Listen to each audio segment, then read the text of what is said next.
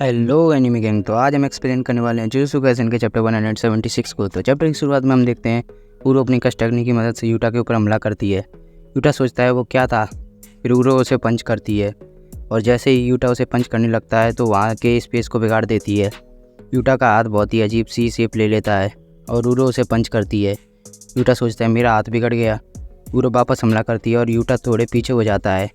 Utah सोचता है मेरा हाथ पहले जैसा हो गया और मुझे इसमें कुछ नहीं लग रहा है, ना ही इसमें दर्द हो रहा है। शायद उसकी टेक्निक से वो स्पेस को मैनिपुलेट कर सकती है और इससे वो लोगों को चोट नहीं पहुंचा सकती। ऐसा लगता है मानो वो लेंस का इस्तेमाल करके स्पेस को बिगाड़ रही हो। उरो कहती है मेरी टेक्निक में से स्काई को एक सरफेस बना सकती हूँ।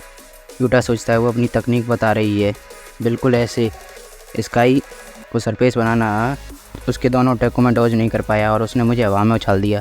शायद तुम इससे एक स्पेस कह सकते हो, पर इसकी कुछ तो ट्रिक होगी। उरो सोचती है जल्दी करो और मुझ पर हमला करो। यूटा कहता है पहले मुझे एक क्वेश्चन पूछने दो, अगर तुम मारी गई तो कंप्लेन नहीं करोगी, है ना? मैं समझ सकता हूँ कि कमज़ोर लोग अपनी ज़िंदगी को दाव पर लगाकर लड़ाई क्यों करेंगे, और तुम जैसे स्ट्रॉन्ग तो पॉइंट कभी भी मिल सकते हैं, तो तुम इतनी लड़ाई क्यों कर रही हो? उरो सोचती है ये आदमी। वो कहते हैं क्या तुम मॉडर्न सोल्जर सोचते हो कि वापस ज़िंदा होना आसान है? ये हमारे लिए ऐसा है जैसे मानो हम नरक से वापस आ गए हों। यूटा सोचता है किसी वजह से मैं परेशान हो रहा हूँ।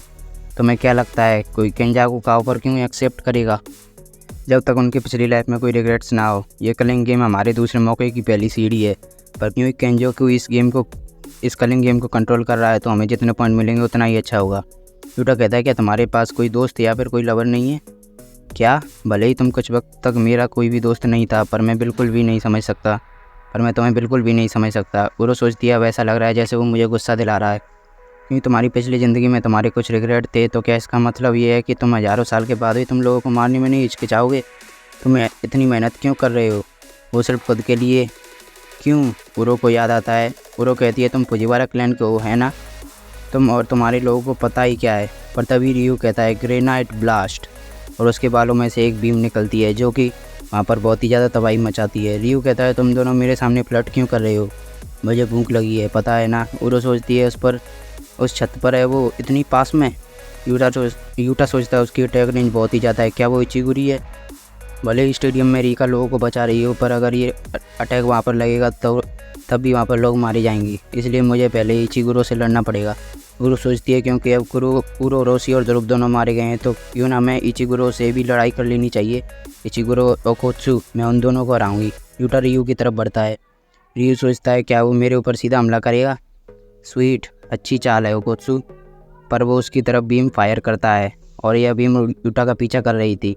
यूटा भागता है पर वो सारी बीम उसे लग जाती हैं। ओए ओए, क्या ये ख़त्म हो गया? प्लीज़ ऐसा मत करो। पर फिर वो देखता है कि वो वहाँ से जा चुका था और तभी यूटा रियू के पास पहुँच जाता है। वो सोचता है अच्छा तो उसने वो पहले ही बना लिया था। फिर यूटा उस पर हमला करता है। यूटा कहता है ज़रा पास आकर लड़ो, क्या उससे मेरा पेट भर जाएगा ओकोत्सु? और ये चैप्टर यहीं पर ख़त्म हो जाता है। तो अगर वीडियो अच्छी लगी तो वीडियो को लाइक करें, कमेंट करें और शेयर करना ना भूलें। साथ ही साथ चैनल को सब्सक्राइब जरूर करें और बेल नोटिफिकेशंस को भी ऑन कर लें और रेगुलर अपडेट्स। तो मिलते हैं नेक्स्ट वीडियो में, तब तक के लिए गुड बाय, टेक केयर।